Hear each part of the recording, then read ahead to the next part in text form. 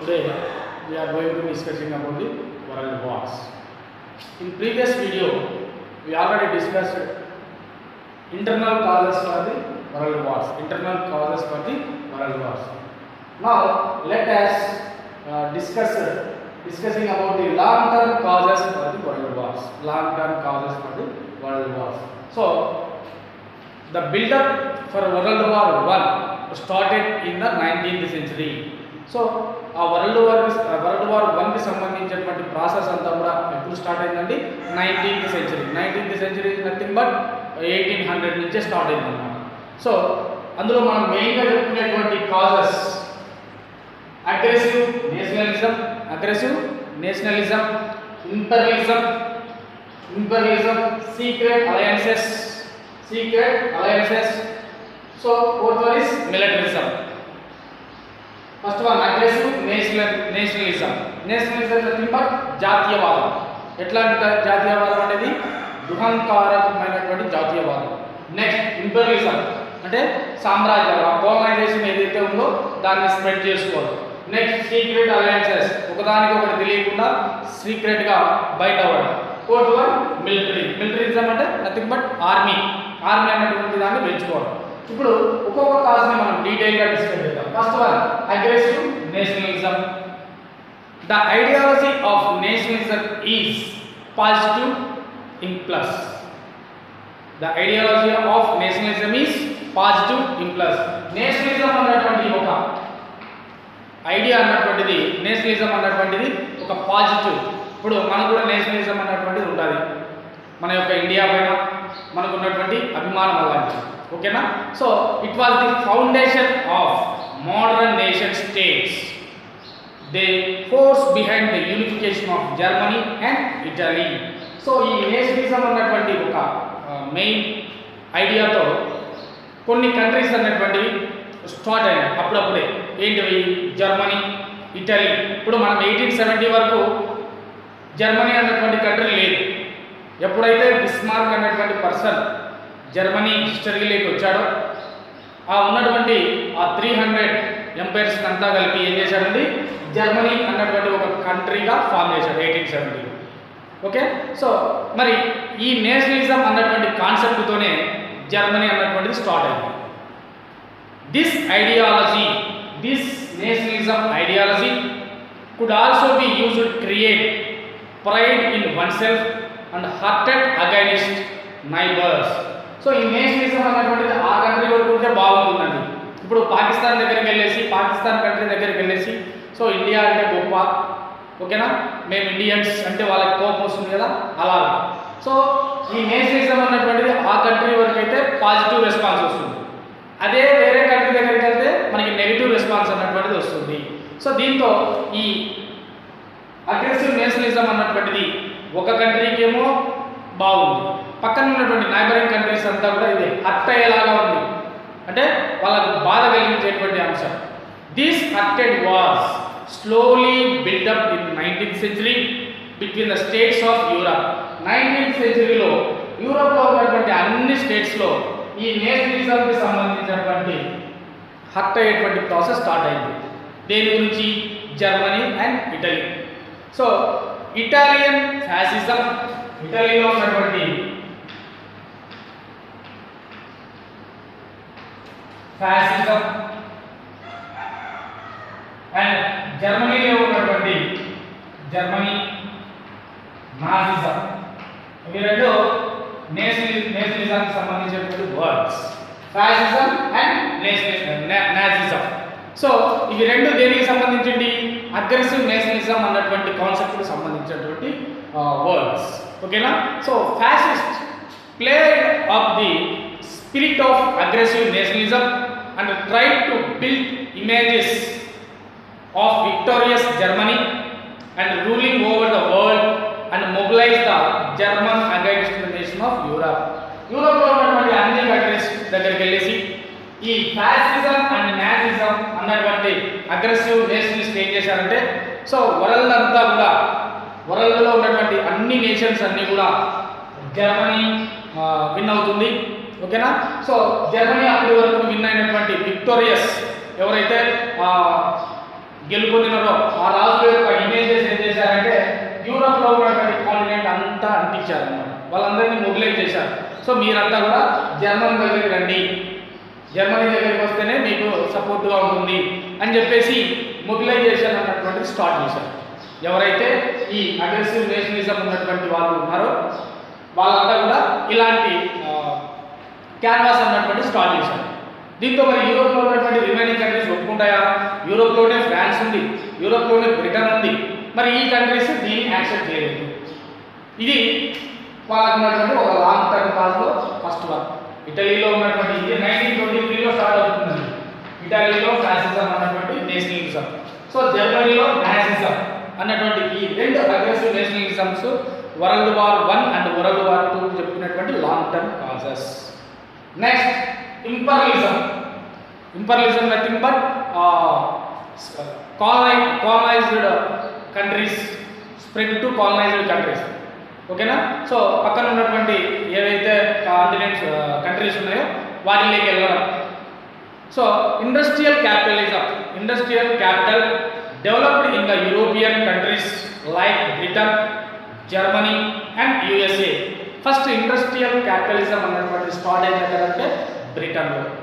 తర్వాత రిమైనింగ్ కంట్రీస్కి అంతా కూడా స్ప్రెడ్ అయింది. ఓకే, సో మరి ఇండస్ట్రీస్ అన్నటువంటివి రన్ అవ్వాలంటే క్యాపిటల్ అన్నటువంటిది important. Capital nothing but money. Money అన్నటువంటిది లేకపోతే ఇండస్ట్రీస్ రన్ అవ్వవు. ఓకేనా? మరి ఈ క్యాపిటల్ అన్నటువంటిది కావాలంటే ఏం చేయాలి? ఎవరో ఒకరు ఇన్వెస్ట్మెంట్ చేయాలి. మరి ఎవరు ఇవ్వాలి? బ్యాంక్స్ అన్నా మనీ ఇవ్వాలి, లేకపోతే కొంతమంది కొన్ని ఫైనాన్షియల్ ఇన్స్టిట్యూషన్స్ అన్నా క్యాపిటల్ అనేటువంటిది ఇవ్వాలి. ఓకేనా? నెక్స్ట్ క్యాపిటల్ అయిపోయిన తర్వాత నెక్స్ట్ ఏం కావాలి? మార్కెట్. ప్రొడక్ట్ ప్రొడ్యూస్ చేయడం ఎంత ఈజీనో వాటిని సేల్ చేయడం కూడా అంత కష్టం. ఎందుకు? ఉన్నటువంటి కొన్ని కంట్రీస్లో అంతా కూడా బ్రిటన్ డామినేషన్ ఎక్కువ ఉంది. ఓకేనా?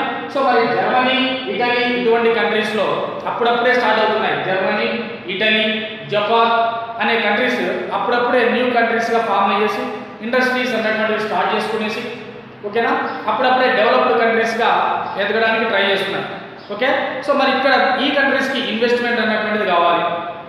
నెక్స్ట్ ఆ పక్కనే ఉన్నటువంటి కొలోనియల్ కంట్రీస్ ఏవైతే ఉన్నాయో అవన్నీ కూడా బ్రిటన్ హ్యాండ్ ఓవర్లో ఉన్నాయి, వాటిని ఆక్యుపై చేసుకోవాలి. ఓకేనా? దీంతో రేస్ అన్నటువంటి స్టార్ట్ అయింది 19th సెంచరీలో. ఇండస్ట్రీ స్టార్ట్ చేసుకోవడానికి క్యాపిటల్ ఎంత ఇంపార్టెంటో వాళ్ళు ప్రొడ్యూస్ చేసినటువంటి ప్రోడక్ట్ని సేల్ చేయడం అంత ఇంపార్టెంట్. ఉన్నటువంటి కంట్రీస్ అంతా కూడా ఎవరి హ్యాండ్ ఓవర్లో ఉన్నాయి? బ్రిటన్ హ్యాండ్ ఓవర్లో ఉన్నాయి. దీంతో 19th సెంచరీలో ఈ కొలోనియల్ కంట్రీస్ గురించి రేస్ అన్నటువంటిది స్టార్ట్ అయింది. ఎక్కడ? యూరోపియన్ కంట్రీస్లో. So as new industrial powers like Japan, Germany and Italy emerged, they wanted to re-divide the colonies, but the old powers were not ready for this. So ఉన్నటువంటి Britain hand ఓవర్లో ఉన్నటువంటి colonial states ఏవైతే ఉన్నాయో వాటిని divide చేయండి, మేము కూడా కొన్నింటిని ఆక్యుపై చేసుకుంటాము అని చెప్పేసి ఇటలీ, జర్మనీ, జపాన్ ట్రై చేస్తున్నాయి. మరి దీనికి ఆ ఓల్డ్ పవర్స్ ఏవైతే ఫ్రాన్స్, ఇంగ్లాండ్, యుఎస్ఏ, రష్యా ఈ కంట్రీస్ ఉన్నాయో ఇవైతే ఒప్పుకోలేదు. ఓకేనా? దీంతో వార్కు సంబంధించినటువంటి అట్మాస్ఫియర్ అన్నటువంటిది క్రియేట్ అయింది. ఓకేనా? ఫస్ట్ వన్ ఏది? Aggressive nationalism. ఇటలీలో ఉన్నటువంటి ఫ్యాసిజం, జర్మనీలో ఉన్నటువంటి నాసిజం వల్ల వరల్డ్ వార్ 1 అన్నటువంటిది స్టార్ట్ అయింది. Next second one imperialism. ఒక కంట్రీలో ఉన్నటువంటి ఇండస్ట్రీస్ రన్ అవ్వాలంటే, ఆ ప్రోడక్ట్ని సేల్ చేయాలంటే వాళ్ళకి కొన్ని కంట్రీస్ కావాలి. ఆ కంట్రీస్ అన్ని ఎవరి హ్యాండ్ ఓవర్లో ఉన్నాయి? బ్రిటన్ హ్యాండ్ ఓవర్లో ఉన్నాయి. సో ఆ కంట్రీస్ని ఏం చేయాలి? రీడివైడ్ చేయాలి. ఇది ఒక type of cause. Next third one secret alliances. So మనకి 1870లో ఫ్రాన్స్ ఇంటూ జర్మనీ, ఈ రెండు కంట్రీస్ మధ్య మనకి ఫ్రాంకో పర్షియా అన్నటువంటి వార్ జరిగిందని ప్రీవియస్ వీడియోలో చెప్పుకున్నాం. ఫ్రాంకో పర్షియా వార్ అన్నటువంటి జరిగింది. ఈ ఫ్రాంకో పర్షియా వార్లో జర్మనీ విన్ అవుతుంది, ఫ్రాన్స్ అన్నటువంటిది డిఫీట్ అవుతుంది, ఓడిపోతుంది. సో డిఫీట్ అయినటువంటి ఫ్రాన్స్ నుంచి two economical capital states Alsace and Lorraine అన్నటువంటి ఈ టూ స్టేట్స్ ను ఫ్రాన్స్ నుంచి జర్మనీ తీసేస్తున్నారు. అంతేకాకుండా జర్మనీ ఛాన్సలర్ బిస్మార్క్ ఏం చేశాడు, ఫ్రాన్స్ ని ఐసోలేట్ చేసేసారు. అంటే ఇంకెవరు ఫ్రాన్స్ దగ్గరికి వెళ్ళకూడదు అన్నటువంటి ఒపీనియన్లోకి వెళ్ళిపోయారు. ఎవరు? బిస్మార్క్. దీంతో ఈయన ఏం చేశాడంటే 1879లో ఆస్ట్రియా దగ్గరికి వెళ్ళేసి సీక్రెట్గా టైఅప్ అయిపోయాడు. 1879లో ఆస్ట్రియా దగ్గరికి వెళ్ళేసి సీక్రెట్గా టై అయ్యాడు. 1882లో ఇటలీ దగ్గరికి వెళ్ళేసి సీక్రెట్గా టై అయిపోయాడు. ఓకేనా? సో దీంతో జర్మనీ, ఆస్ట్రియా, ఇటలీ ఈ 3 కంట్రీస్ ఏం చేసేది సీక్రెట్గా అలయన్సెస్ అన్నటువంటి స్టార్ట్ చేసేది. ఓకేనా? వీటి యొక్క మెయిన్ ఎయిమ్ అవాయిడ్ ఫ్రాన్స్ కంట్రీని మళ్ళీ వార్లోకి రాకుండా చూడాలి అన్నటువంటి మెయిన్ ఎయిమ్తో. అట్ ద సేమ్ టైం ఆస్ట్రియాకి రష్యాకి పడదు. ఫస్ట్ బాల్కన్ వార్లో మనం ఆ రీజన్ చూసాం. ఫస్ట్ బాల్కన్ వార్ దేనికి సంబంధించింది? Austria into Russia.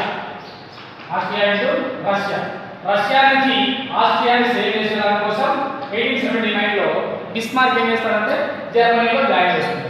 ఓకేనా? ఇటలీని కూడా అలాగే దీంట్లో కలుపుకునేస్తాడు. ఇటలీని కూడా ఈ సీక్రెట్గా టైఅప్ అయిపోతుంది. ఓకేనా? సో దీంతో ఫ్రాన్స్ ఏమవుతుందంటే ఫ్రాన్స్ భయపడుతుంది. జర్మనీ ఏమో అటు సైడ్ ఆస్ట్రియాని, ఇటు సైడ్ ఇటలీని అంతా కూడా కలిపేసుకుంటుంది. సో నేను ఏదైనా కంట్రీస్తో టైఅప్ అవ్వాలని చెప్పేసి ఏం చేస్తుంది? ఫ్రాన్స్, రష్యా అండ్ బ్రిటన్ ఈ 3 కలిసి ఏమైందంటే triple ఎంటేట్గా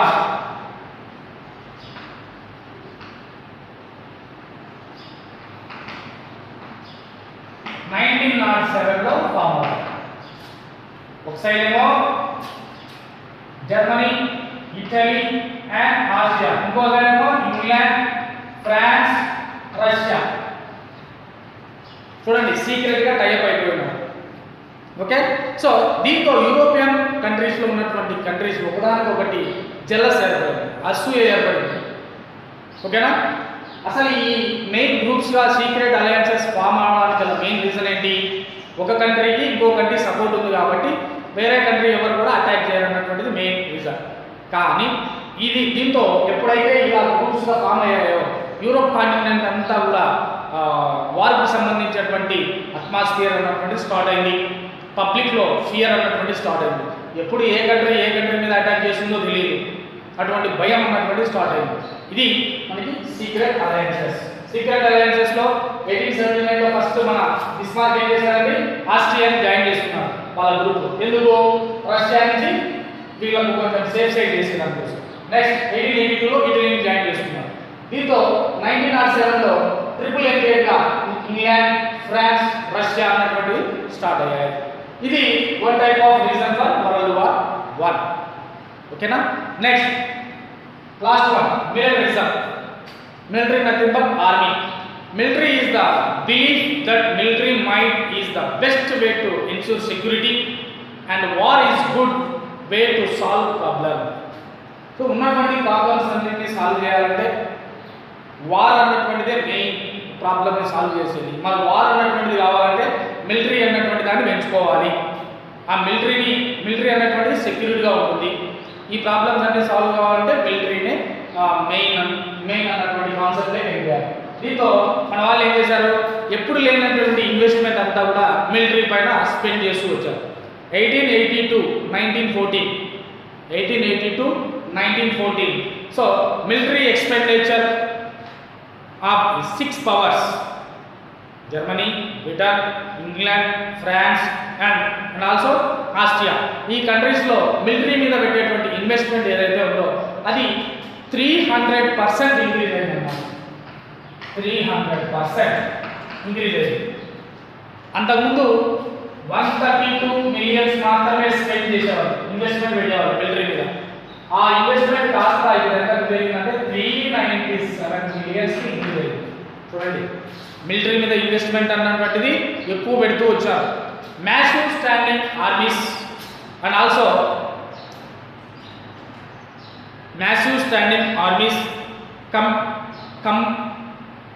competed with each other in increasing their armaments and build a mindset among the people support wars. ఓకేనా, ఆర్మీ అన్నటువంటిది పెంచుకుంటూ వచ్చినారు. అట్ ద సేమ్ టైం ఆర్మెంట్స్ అంటే సాయుధ బలగాలు, వెపన్స్, ఇవన్నీ కూడా ఇంక్రీజ్ చేసుకు అవి తయారు చేసేటువంటి ఇండస్ట్రీస్ని స్టార్ట్ చేశారు. అట్ ద సేమ్ టైం పబ్లిక్లో వార్స్కి సంబంధించినటువంటి అవేర్నెస్ అనేటువంటిది క్రియేట్ చేశారు.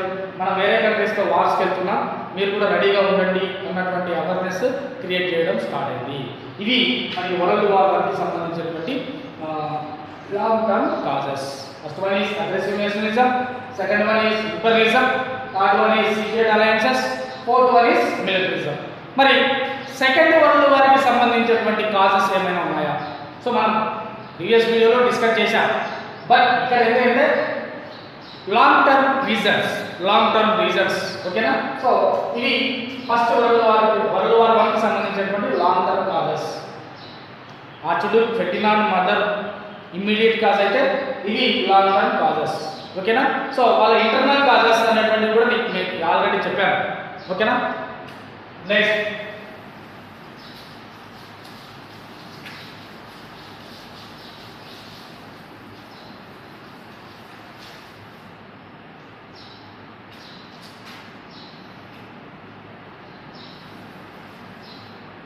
reasons for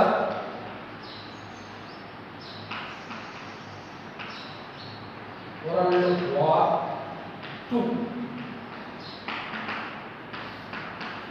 First reason is Treaty of Versailles.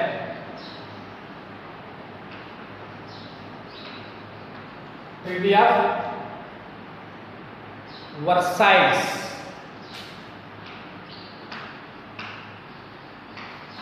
Treaty of Versailles. So 1918లో ఫస్ట్ మనకి వరల్డ్ వార్ 1 నుంచి రష్యా డ్రాప్ అవ్వగానే ఆస్ట్రియా అండ్ ఆల్సో ఇటలీ ఈ రెండు కూడా డ్రాప్ అయిపోతాయి. దాంతో జర్మనీ ఏం చేస్తుంది, అనౌన్స్మెంట్ ఇస్తుంది, సో మేము కూడా వార్ నుంచి డ్రాప్ అవుతున్నాం అని చెప్పేసి. ఆ వరల్డ్ వార్ 1 తర్వాత జరిగినటువంటి ట్రీటీనే ట్రీటీ ఆఫ్ వర్సైల్స్. సంధి, ట్రీటీ మీన్స్ సంధి, రెండు కంట్రీస్ మధ్య జరిగేటువంటి సంధి అన్నమాట. Okay, so world war ended with the conference on peace at Versailles in 1919. ఎప్పుడు జరిగింది ఈ సంధి? మనకి 1919లో జరిగింది. సెకండ్ వరల్డ్ వార్కి రీజన్ అండి, ఓకేనా.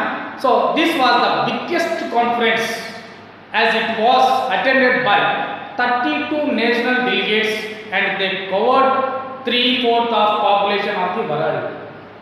సో ఇక్కడ జరిగినటువంటి ఈ మీటింగ్లో 32 కంట్రీస్కి సంబంధించినటువంటి డెలిగేట్స్ అంతా కూడా పార్టిసిపేట్ చేశారు. Total how many countries are participated in the treaty of Versailles? 32 nations. 32 nations. ఎప్పుడు జరిగింది మనకి?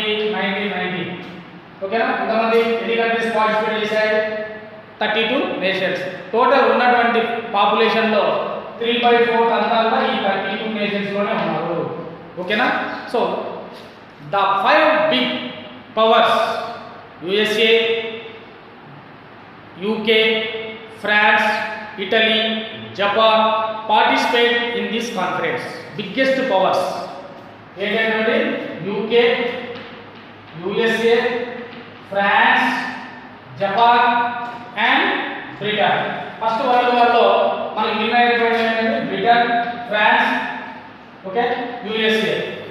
Britain, France, USA. సో ఈ కంట్రీస్తో పాటు జపాన్ అండ్ ఇటలీ ఇవన్నీ కూడా ఈ కాన్ఫరెన్స్కి అటెండ్ అయినాయి. సో ఫస్ట్ వరల్డ్ వార్ నుంచి రిమూవ్ అయినటువంటి, ఫస్ట్ వరల్డ్ వార్ నుంచి డ్రాప్ అయినటువంటి రష్యా కానీ, ఫస్ట్ వరల్డ్ వార్లో ఓడిపోయినటువంటి జర్మనీ కానీ ఈ కాన్ఫరెన్స్కి ఇన్వైట్ చేయలేదు. జర్మనీని ఇన్వైట్ చేయలేదు, రష్యాని ఇన్వైట్ చేయలేదు. దీంతో జర్మనీకి కొంచెం డిస్సాటిస్ఫాక్షన్ అన్నటువంటిది ఉంది. ఎందుకు? ఈ కాన్ఫరెన్స్కి మమ్మల్ని ఇన్వైట్ చేయలేదు, ఓకేనా. దీంతో జర్మనీ ఏం చేసింది? జర్మనీకి కొన్ని ఇన్స్ట్రక్షన్స్, కొన్ని లిమిటేషన్స్ పెట్టారు. ఈ కాన్ఫరెన్స్లో జర్మనీకి ఫస్ట్ వరల్డ్ వార్లో ఓడిపోయింది కాబట్టి కొన్ని లిమిటేషన్స్ అన్ని పెట్టారు. ఏంటి ఆ లిమిటేషన్స్? సో 1870లో ఫ్రాంకో పర్షియన్ వార్ జరిగింది కదా, ఆ పర్షియా ఫ్రాంకో వార్లో జర్మనీ ఆక్యుపై చేసుకున్నటువంటి 2 స్టేట్స్ ఆల్సెన్ అండ్ లోరైన్ అన్నటువంటి 2 స్టేట్స్ ఏం చేయాలి, మళ్ళీ తిరిగి ఫ్రాన్స్ ఇచ్చారు. ఆల్సెన్ లోరైన్ అనేటువంటి 2 స్టేట్స్ ఏవైతే ఉన్నాయో అవి ఫ్రాన్స్ ఇచ్చారు. ఎవరు? జర్మనీ ఆక్యుపై చేసుకున్నటువంటి 2 స్టేట్స్ మళ్ళీ తిరిగి రిటర్న్ ఎవరు చేయాలి, ఫ్రాన్స్ ఇవ్వాలి. At the same time Germany Africa నుంచి కొన్ని ప్లేసెస్ ని ఆక్యుపై చేసుకున్నది. ఆ ప్లేసెస్ ని తిరిగి రిటర్న్ ఆఫ్రికాకి ఇవ్వాలి. So next second one. So Germany was asked pull down its army strength. So 1 lakh from 9 lakh during world war 1. World war 1లో జర్మనీ యొక్క ఆర్మీ టోటల్ ఎంత ఉందంటే 9 lakhs ఉన్నది. 9 lakhs. ఈ యొక్క ఆర్మీని ఎంత తగ్గించాలి అంటున్నారు, 1 lakh తగ్గించాలి. ఆక్యుపై చేస్తున్నటువంటి ప్లేసెస్ ని జర్మనీ రిటర్న్ ఇవ్వాలి. Condition number 1. Condition number 2, army ఏదైతే ఉందో దాన్ని పుల్ డౌన్ చేయాలి, తగ్గించుకోవాలి. Condition number 2. Condition number 3. So వీళ్ళ దగ్గర ఉన్నటువంటి నావెల్ స్ట్రెంత్ అంటే మనము పెద్ద పెద్ద షిప్స్ ఉంటాయి, వాటి నుంచే మన ఫైటింగ్ అన్నటువంటి చేయొచ్చు. అటువంటి షిప్స్ ఎన్ని ఉండాలంటే 6కి మించి ఉండకూడదు. నావెల్ స్ట్రెంత్ అన్నటువంటిది కూడా తగ్గించుకోవాలి. Decreasing naval strength. First one ఏంటి, ఆక్యుపై చేస్తున్నటువంటి ప్లేసెస్ అన్ని రిటర్న్ చేయాలి. సెకండ్ వన్ ఆర్మీ స్ట్రెంత్ తగ్గించుకోవాలి. థర్డ్ వన్ నావల్ స్ట్రెంత్ అన్నటువంటిది కూడా తగ్గించుకోవాలి. మరి ఈ లిమిటేషన్స్ అన్నిటికీ జర్మనీ ఒప్పుకుంటుందా? ఒప్పుకోలేదు. ఈ లిమిటేషన్స్ అన్నీ కూడా జర్మనీ ఒప్పుకోలేదు. దీంతో మనకి వరల్డ్ వార్ అన్నటువంటిది, సెకండ్ వరల్డ్ వార్ అన్నటువంటిది మళ్ళీ స్టార్ట్ అయింది. ఫస్ట్ వరల్డ్ వార్ తర్వాత జరిగినటువంటి ట్రీటీ. ఓకేనా? ఈ లిమిటేషన్స్ అన్ని పెట్టిన తర్వాత ఒక 20 years వెయిట్ చేసింది జర్మనీ. మళ్ళీ మనకి 1938 నుంచి సెకండ్ వరల్డ్ వార్ అన్నటువంటి సెకండ్ వరల్డ్ వార్కి స్టెప్స్ స్టార్ట్ అయ్యాయి. ఓకేనా? సో మరి ఈ టూ వరల్డ్ వార్స్ వల్ల జరిగినటువంటి డెత్ ఎంత, వేరే జరిగినటువంటి డిస్ట్రక్షన్ ఏమైనా ఉందా అంటే ఉంది. అంతకుముందు మనకు వార్స్ జరగలేదంటే జరిగాయి, కానీ world war 1 and world war 2లో జరిగినటువంటి డెత్స్ అంతకుముందు జరిగినటువంటి వార్లలో ఎప్పుడు కూడా జరగలేదు. వరల్డ్ వార్ 1లో ఎంతమంది చనిపోయారు, వరల్డ్ వార్ 2లో ఎంతమంది చనిపోయారు చూద్దాం. Deaths.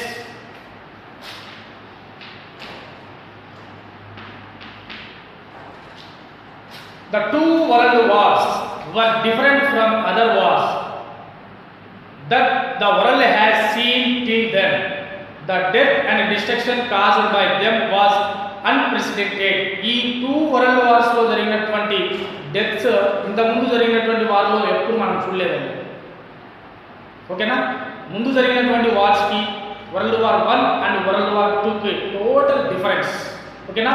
World war 1 had climbed 10 million men in battle. World War 1.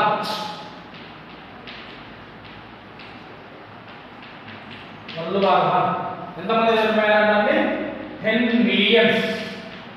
ఈ 10 millions లో యూరప్ కంట్రీలో ఉన్నటువంటి కొన్ని కంట్రీస్, బ్రిటన్ కావచ్చు, ఓకేనా, ఫ్రాన్స్ కావచ్చు, వీటి తరఫున పార్టిసిపేట్ చేసినటువంటి ఆఫ్రికా అండ్ ఇండియాకి సంబంధించినటువంటి 75,000 మెంబర్స్. ఓకేనా? వీళ్ళలో కొంతమందికి హ్యాండిక్యాప్డ్గా, కొంతమంది మిస్సింగ్, ఇలా టోటల్ 10 million మెంబర్స్ అంతా కూడా వాళ్ళు క్లైమ్ చేసినటువంటి నెంబర్ 10 million మెంబర్స్ చనిపోయారు. వీళ్ళే కాకుండా మనకి 6 million మెంబర్స్ హ్యాండిక్యాప్డ్గా ఉన్నారు, కొంతమంది 4 million దాకా మిస్సింగ్ అయ్యారు. ఇది వరల్డ్ వార్ 1కి సంబంధించినటువంటి destruction. Next world war 2.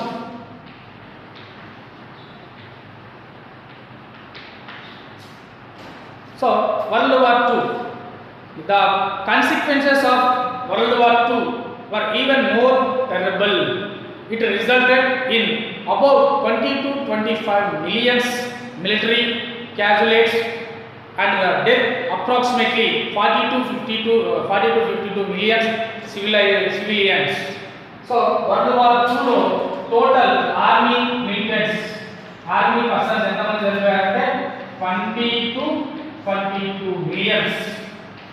Only army వల్లే 20 to 25 millions ఆర్మీ పీపుల్ చనిపోయారు.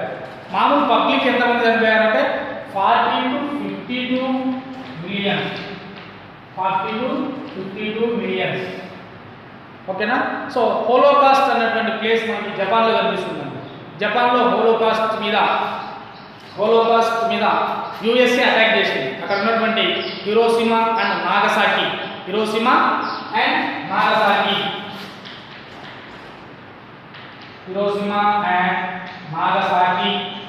అన్నటువంటి ప్లేస్ పైన యుఎస్ ఏం చేసిందంటే జపాన్ పైన ఆటం బాంబ్ అన్నటువంటిది వేసింది. ఆటం బాంబ్ అణుబాంబ్ అంటాం తెలుసా?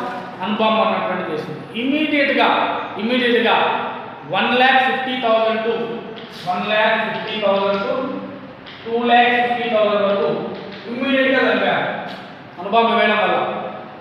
1,00,000 to 2,50,000 మెంబర్స్ ఇమ్మీడియట్లీ డెత్. ఓకేనా? So the after effects of this bombing like leukemia and cancer on for decades. So ఎప్పుడైతే అణుబాంబు అన్నటువంటిది జపాన్ మీద వేసిందో ఎవరో అమెరికా, సో ఈ రోజు వరకు కూడా అక్కడ ఉన్నటువంటి పబ్లిక్ ఫేస్ చేస్తున్నటువంటి ప్రాబ్లమ్స్ ల్యూకేమియా అన్నటువంటి డిసీజ్ అండ్ క్యాన్సర్ అన్నటువంటి డిసీజ్ ఇప్పటికీ కూడా ఆ ప్రాబ్లమ్స్ ఫేస్ చేస్తున్నారు. ఇప్పటికి కూడా హిరోషిమా నాగసాకి ప్లేస్లో ఎప్పుడో మనకి 1945లో ఆటం బాంబ్ అన్నటువంటిది వేస్తే ఈ రోజు వరకు కూడా ప్లాంట్స్ అన్నటువంటి గ్రో అయ్యే ఛాన్స్ లేదు. అంత పవర్ఫుల్ బాంబ్ అనేది. ఓకేనా? ఇవి మనకి world war 1 and world war 2లో జరిగినటువంటి death and destruction. World war 1లో టోటల్ ఎంతమంది? 10 మిలియన్ మెంబర్స్. సో దీంట్లో ఇండియా నుంచి పార్టిసిపేట్ చేసినటువంటి వాళ్ళు ఎంతమంది ఉన్నారు? 75,000. నెక్స్ట్ వరల్డ్ వార్ 2లో ఆర్మీ వాళ్ళు ఎంతమంది అంటే 20 to 25 మిలియన్స్. సో మామూలు సివిలియన్స్ ఎంతమంది అండి? 40 to 52 members. Only atom bomb Hiroshima and Nagasaki ప్లేస్లో యుఎస్ ఆటం బాంబ్ అన్నటువంటి వేయడం వల్ల ఇమీడియట్గా ఎంతమంది చనిపోయారంటే 1,50,000 to 2,50,000. ఇవి వరల్డ్ వార్ 1కి సంబంధించినటువంటి total information. So first world వార్కి సంబంధించినటువంటి internal causes and long term causes చూసాం. సెకండ్ వరల్డ్ వార్కి సంబంధించినటువంటి internal causes, long term causes చూసాం. సో అక్కడ జరిగినటువంటి డెత్ అండ్ డిస్ట్రక్షన్ అన్నీ కూడా చూసాం. సో నెక్స్ట్ వీడియోలో మనం ఈ సెకండ్ వరల్డ్ వార్ తర్వాత స్టార్ట్ చేసినటువంటి నేషన్స్, లీగ్ ఆఫ్ నేషన్స్ అన్నారు. సో ఈ లీగ్ ఆఫ్ నేషన్స్ గురించి నెక్స్ట్ వీడియోలో డిస్కస్ చేస్తాం. ఓకే.